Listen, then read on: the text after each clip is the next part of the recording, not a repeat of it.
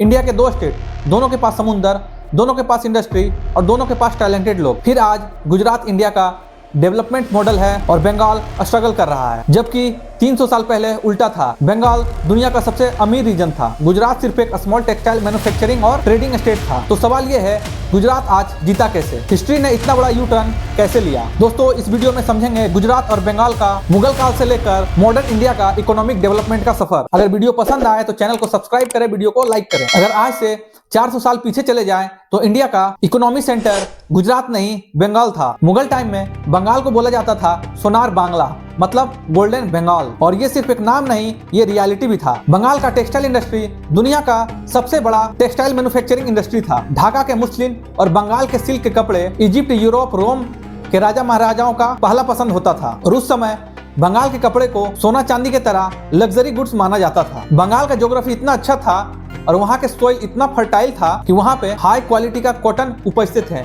और उसका क्वालिटी इतना बेहतरीन होता था, वैसा क्वालिटी का कॉटन पूरा दुनिया में कहीं भी नहीं पाया जाता था। और सोइल फर्टाइल होने के कारण वहाँ पे राइस, शुगर, रॉ कॉटन का प्रोडक्शन बेस्ट क्वालिटी का और इतना ज्यादा होता था कि उसे दुनिया के बहुत से देशों में एक्सपोर्ट भी किया जाता था। इसीलिए मुगल खजाने का लगभग 40% से ज्यादा पैसा बंगाल से आता था। अगर सिंपल शब्दों में कहें तो मुगल एम्पायर का कैश मशीन बंगाल था। अब गुजरात की ओर चलते हैं। गुजरात के पोर्ट्स जैसे सूरत और अन्य पोर्ट्स अरब, अफ्रीका और यूरोप से कनेक्टेड थे। 1573 में अकबर सूरत पोर्ट को अपने कब्जे में लेता है और उसका डेवलपमेंट शुरू करता है। यहाँ से कॉटन कपड़े, Patola silk, salt, sugar, spices पूरी दुनिया में एक्सपोर्ट होता था। अरब, पर्सिया, अफ्रीका के व्यापारी सूरत के पोर्ट्स आते थे और यहाँ पे घोड़े, सोने, चांदी का व्यापार करते थे, जिसे मुगल आर्मी और मुगल एम्पायर रॉयल लाइफ के लिए यूज करते थे। सूरत से बहुत से लोग मक्का हज के लिए जाते थे। सूरत से मक्का जाना अन्य पोर्ट्स के मुकाबले ज्यादा आसान होता था, इसीलिए मुगल टाइम में सूरत पोर्ट्स को कहा जाता था बाब उल मक्का,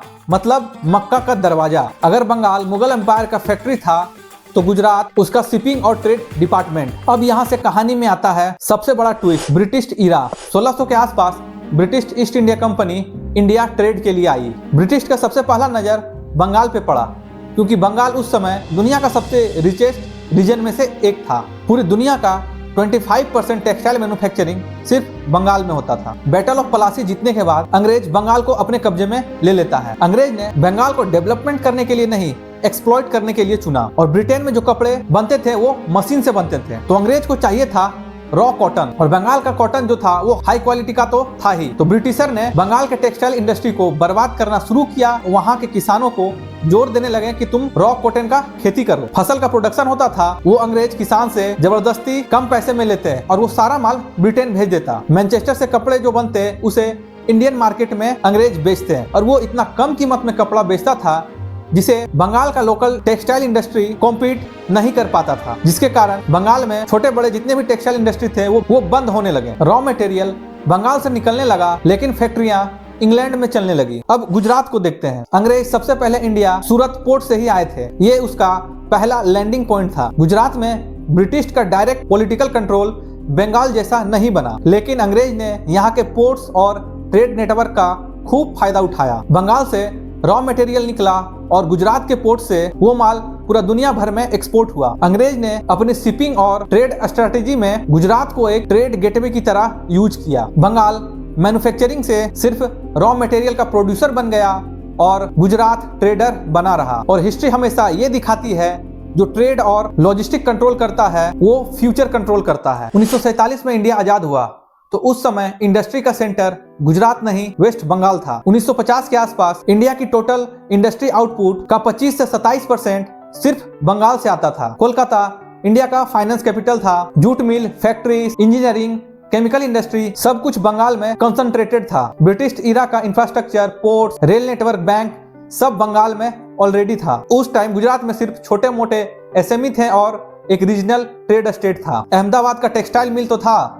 लेकिन बंगाल का कंपैरिजन में गुजरात का स्केल छोटा था। 1960 में महाराष्ट्र से अलग होकर गुजरात एक अलग स्टेट बनता है और यहाँ गुजराती बोलते हैं धंधा करो, रिस्क लो। गुजरात का मेन मोटो रहता है बिजनेस और इंडस्ट्री को प्रोटेक्ट करना। केमिकल, फार्मा, इंजीनियरिंग, ऑटोमोबाइल जैसे सेक्टर धीरे धीरे गुजरात में ग्रो करने लगे। 1960 के बाद धीरे धीरे कहानी बदलने लगी। बंगाल में यूनियन कल्चर बहुत ही स्ट्रॉन्ग था। वहाँ के इंडस्ट्री में लेबर स्ट्राइक बढ़ने लगा, लेकिन ये फैक्टर गुजरात में नहीं था। वहां पे स्ट्राइक होना बहुत ही रेयर होता था। 1977 में बंगाल में लेफ्ट फ्रंट गवर्नमेंट आती है। उनका आइडियोलॉजिकल स्टैंड क्लियर था। प्राइवेट इंडस्ट्री एक्सप्लॉयटेशन करती है। लेफ्ट गवर्नमेंट कैपिटलिज्म के खिलाफ रहते हैं। 1980 के दौरान इंडिया में होने वाली टोटल इंडस्ट्रियल स्ट्राइक का 40% से ज्यादा सिर्फ बंगाल में स्ट्राइक होता था। और यह स्ट्राइक कभी कभी हिंसक रूप ले लेता था और कभी फैक्ट्री ओनर मैनेजर को सरेआम पीटा भी जाता था। फैक्ट्री ओनर को मन में अपने सुरक्षा के साथ साथ ये भी चिंता सताने लगा कि फैक्ट्री का प्रोडक्शन कब बंद हो जाएगा, इसका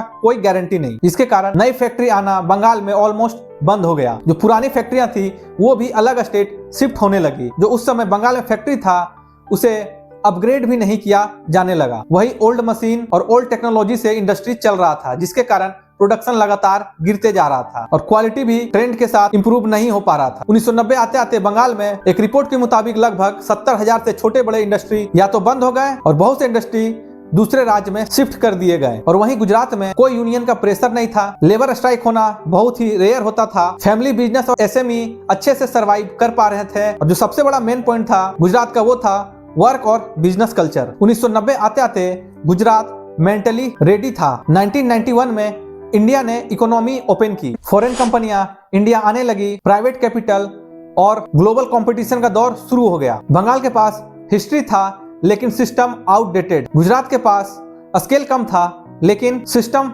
फ्लेक्सिबल था। 1991 के बाद बहुत से कंपनियां बंगाल ना जाकर गुजरात जाना पसंद कर रहा था। और फिर 2001 में गुजरात की कहानी में टर्न आता है। नरेंद्र मोदी गुजरात के सीएम बनते हैं। मोदी गवर्नमेंट ने सबसे ज्यादा फोकस किया फॉरेन इन्वेस्टर फैक्ट्री और बिजनेस सेटअप करने पे। तो पहले एनालाइज किए कि बिजनेस को सबसे ज्यादा क्या चीज का जरूरत होता है। कोई भी बिजनेस का ऑलमोस्ट 10% हिस्सा लॉजिस्टिक में जाता है। तो मोदी ने हाईवे और पोर्ट्स को डेवलप करने में सबसे ज्यादा ध्यान दिए। हाईवे रेलवे नेटवर्क को पोर्ट से डायरेक्ट जोड़ा गया। उसके बाद दूसरा मेजर फैक्टर होता है पावर। 2001 के समय गुजरात पावर डेफिसिट स्टेट था। गांव तो छोड़िए, शहर में भी 24 घंटे बिजली मिल पाना बहुत ही मुश्किल होता। तो यहाँ गुजरात सरकार योजना लाती है ज्योति ग्राम योजना और उस समय 29,000 करोड़ से ज्यादा का इसमें इन्वेस्टमेंट होता है। कुछ ही सालों में गुजरात में जहाँ बिजली का कमी होता था वो इलेक्ट्रिसिटी सरप्लस स्टेट बन गया। शहर गांव फैक्ट्री फार्मिंग सभी जगह 24 घंटे बिजली मिलने लगे। और फिर अगला स्टेप लिया। गुजरात में जितने भी पोर्ट्स थे वो ज्यादातर सरकारी कंट्रोल के अंदर। तो मोदी सरकार ने मुंद्रा पोर्ट्स और पिपाभव पोर्ट को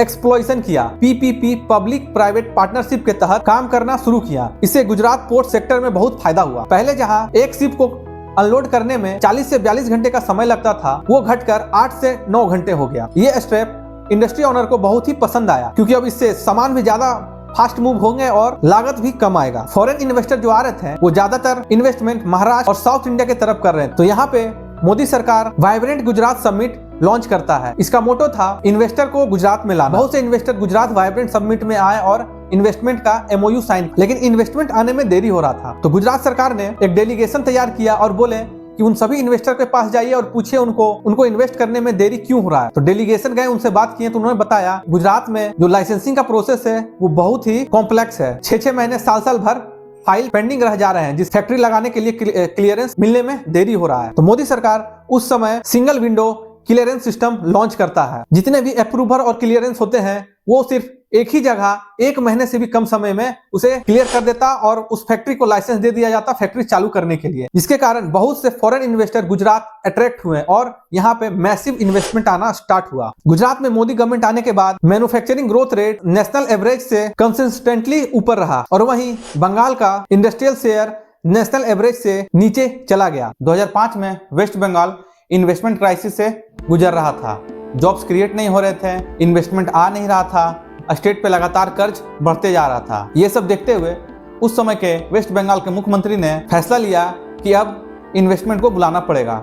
तो भारत के बहुत से बड़े बड़े कंपनियां के CEO से मिलने लगे। फिर वो टाटा के पास गए। रतन टाटा बंगाल में इन्वेस्टमेंट करने के लिए मान गए। बंगाल में टाटा नैनो का प्रोजेक्ट का ऐलान किया। वेस्ट बंगाल गवर्नमेंट ने सिंगूर में 997 एकड़ जमीन टाटा को अलॉट किया। बंगाल गवर्नमेंट का मानना था ये प्रोजेक्ट बंगाल के लिए जॉब कॉन्फिडेंट इंडस्ट्री वापस लाएंगे, लेकिन ग्राउंड पे रियलिटी इतना आसान नहीं था। सिंगूर के कुछ फार्मर प्रोटेस्ट करते हैं कि हम अपना जमीन नहीं देंगे और मुआवजा का भी कुछ इशू था। ये मुद्दा धीरे धीरे तूल पकड़ने लगा और ये एक आंदोलन में बदल गया। उस समय के ओपोजिशन लीडर ममता बनर्जी का एंट्री होता है और वो इस प्रोटेस्ट में शामिल हो जाती है और भूख हड़ताल का ऐलान करती है, जिसके बाद वहाँ बहुत कंट्रोवर्सी होता है, लाठियां चार्ज भी होती है। ये देखकर रतन टाटा बंगाल गवर्नमेंट से बात करते हैं तो वो आश्वासन देते हैं कि ये हालात कुछ दिन में हम ठीक कर देंगे, लेकिन बंगाल सरकार हालात को कंट्रोल नहीं कर पा रहा था। सिंगूर सिर्फ इंडस्ट्रियल प्रोजेक्ट नहीं रहा, अब ये पॉलिटिकल इशू भी बन गया था। इतना हंगामा देखते हुए रतन टाटा के मन में सवाल आया, क्या इस तरह का अनस्टेबल इन्वायरमेंट में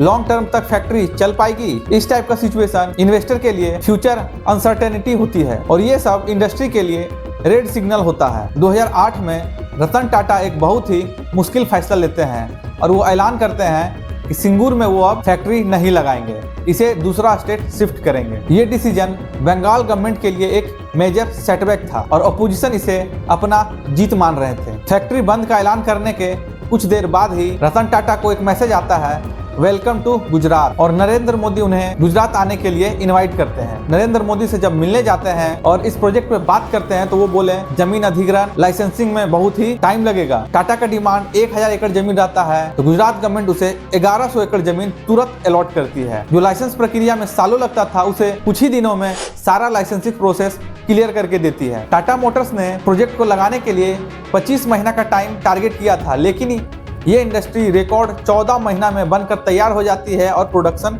शुरू हो जाता है। संनंद में फैक्ट्री रेडी होती है, प्रोडक्शन स्टार्ट होता है और डायरेक्ट इनडायरेक्ट वे में हजारों जॉब क्रिएट होता है। आज संनंद एक ऑटो मैन्युफैक्चरिंग हब बन गया है और वहाँ पे Ford, Hitachi, Bosch, Suzuki motor जैसे बहुत से बड़े कंपनियां संनंद में हजारों करोड़ इन्वेस्ट किए हैं। संनंद अब एक स्पेशल इकोनॉमिक जोन डेवलप हो चुका है और यहाँ के इंफ्रास्ट्रक्चर भी बहुत ग्रो कर चुका है। एक रिपोर्ट के मुताबिक संनंद में लगभग 500 बड़े छोटे इंडस्ट्री चल रहा है। वहीं सिंगूर में आज वो किसान महज साधारण खेती ही कर पा रहे हैं और बहुत से जमीन में जहां टाटा ने कंस्ट्रक्शन किया था वो जमीन लगभग बंजर हो चुके हैं। अगर ये फैक्ट्री लगता बंगाल में लाखों लोगों को रोजगार मिलता और सिंगूर में भी एक इकोनॉमी जोन डेवलप होता। सिंगूर में पॉलिटिक्स जीता और संनंद में पॉलिसी, और जहां पॉलिसी जीतता है वहीं इन्वेस्टर अट्रैक्ट होता है। सिंगूर कांड के बाद बंगाल में इन्वेस्टर और दूर जाने लगे और बंगाल पे ठप्पा लग गया। इंडस्ट्री फ्रेंडली माहौल यहाँ नहीं है और बंगाल को अब एक नया सिग्नल देना जरूरी हो गया था।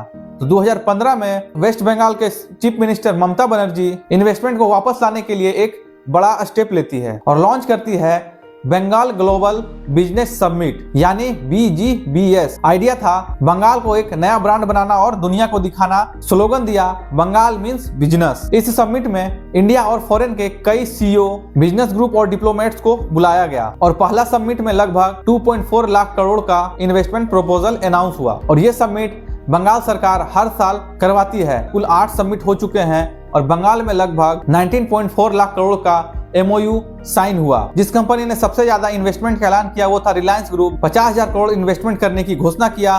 दूसरा था JSW ग्रुप जिसने लगभग 32,000 करोड़ इन्वेस्ट करने का प्रपोजल दिया और तीसरा था अंबुजा सीमेंट जिसने लगभग 10,000 करोड़ इन्वेस्टमेंट का ऐलान किया। फॉरेन साइड से UAE, सिंगापुर, जापान, इंडोनेशिया और साउथ कोरिया ने बंगाल में इन्वेस्टमेंट करने का दिलचस्पी दिखाया। इसमें से कुछ प्रोजेक्ट्स आए, कुछ IT पार्क बने, FMCG और फूड प्रोसेसिंग में ग्रोथ हुआ, लेकिन हैवी मैन्युफैक्चरिंग लार्ज फैक्ट्री अभी भी लिमिटेड ही है। इन्वेस्टर मीटिंग हुई, इमेज थोड़ा बेटर हुआ, वेस्ट बंगाल का परसेप्शन थोड़ा चेंज हुआ, पर एग्जीक्यूशन में अभी भी चैलेंजेस है। लैंड, स्पीड और स्पेशल इकोनॉमिक जोन अभी भी बंगाल में पूरी तरह डेवलप नहीं हो पाया है। अपोजिशन का कहना है BGBS में काम कम दिखता है और PR ज्यादा हो रहा है। लेकिन दोस्तों आज की रियलिटी ये है कि गुजरात इंफ्रा और पॉलिसी दोनों में बंगाल से आगे निकल चुका है। गुजरात में गिफ्ट सिटी, ढोलेरा सिटी जैसे फ्यूचर रेडी प्रोजेक्ट ने इन्वेस्टर का भरोसा जीता है और अभी भी बंगाल में मेगा सिटी प्रोजेक्ट या स्पेशल इकोनॉमी जोन डेवलप करने का